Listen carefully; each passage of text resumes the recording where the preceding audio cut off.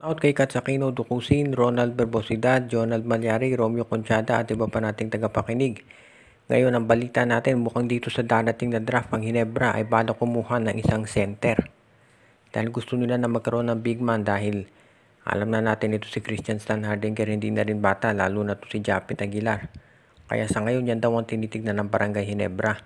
Ang isa doon sa mga prospects na tinitignan daw ngayon, actually hindi lang ng Hinebra kundi ng iba pang teams, ay itong si CJ Lane na dating naging prospect ng Dasalyan at tinitignan ng marami na baka pwedeng makuha bilang isang center.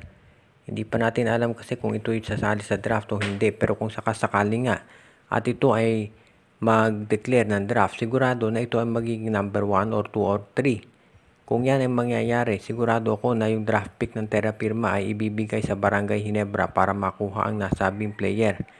Kung hindi man itong si CJ Lane ang makuha, kung sakaling ito si Carl Tamayo ang magpa-draft, sigurado na agawan yung mga players, yung mga teams diyan.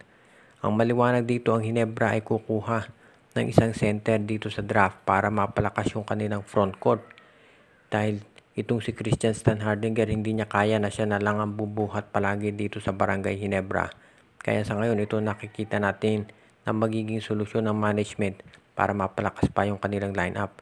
Kung sakasakali nga nagawa ng paraan ng Barangay Hinebra at makakuha sila ng center, makatutulong ito para maging competitive ang Hinebra kahit na sa mga susunod pang mga taon.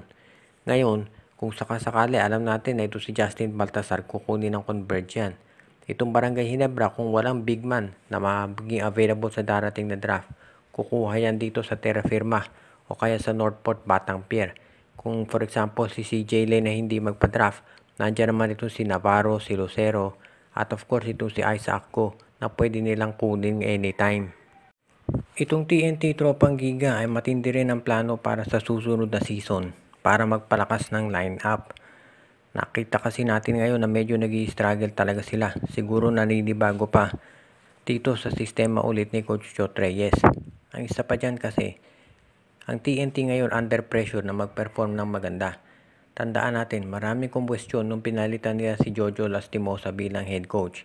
Dahil nga, kahit na na-eliminate ang TNT nung isang nakarang conference, yung previous one nanalo sila, tinanag-champion, tinalo ang Hinebra.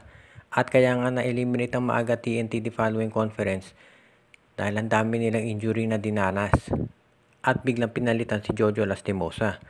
Ngayon ito si Chot Reyes ang umahawak. May chance na malaglag sila ng maaga at yan ang ayaw na mangyari syempre ng management. Ngayon ang tinitignan daw nila ay kung paano ito mapapalakas ng todo. Syempre alam na natin yung balita na si Robert Bolick ay kukunin nila.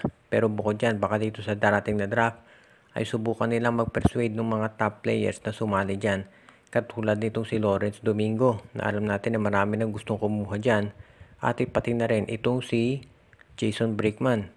Ngayon kung sakali nga makumbinsi ng TNT na sumali ang mga players na yan, sa kanila kukunin yung draft pick ng Blackwater para makuha ang mga nabanggit. O di kaya naman, diretso iti-draft ng Blackwater yung mga players pagkatapos iti-trade dito sa TNT Tropang Giga. Kaya sa ngayon, ito masasabi natin talagang ginagawa ng TNT para masiguro na yung kanilang lineup ay magiging malakas talaga. Ngayon, kung sakasakali na yan ay mangyari, pwede na nating masabi na itong TNT Tropang Giga ay magiging isa talagang powerhouse na pwedeng tumapat dito sa San Miguel Beer.